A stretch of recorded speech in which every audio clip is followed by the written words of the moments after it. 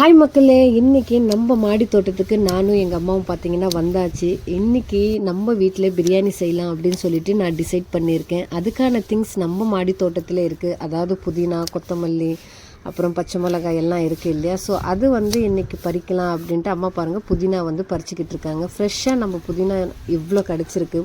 அப்புறம் கொத்தமல்லி தாங்க கொஞ்சம் வாடிடுச்சு. அதனால தான் மெயினாகவே இன்றைக்கி எல்லாமே இதை அறுவடை செய்யலான்ட்டு டிசைட் பண்ணுது. ஸோ கொத்தமல்லியும் நம்மளுக்கு இவ்வளோ கிடச்சிருக்கு. அப்புறம் தேவையான அளவுக்கு கருவேப்பிலையும் அம்மா பறிச்சுக்கிட்டாங்க. ஸோ நம்ம மாடி தோட்டத்தில் இதெல்லாம் பறிக்கும் போது ரொம்ப சந்தோஷமாக ரொம்ப என்ஜாய் பண்ணி பறிச்சிக்கிட்டு இருக்கேன். நான் ரொம்ப என்ஜாய் பண்ணுறேன். ஏன்னா நம்ம மாடி தோட்டத்துலேருந்து நம்மளுக்கு இவ்வளோ கிடைக்கிது அப்படின்னு சொல்லிட்டு.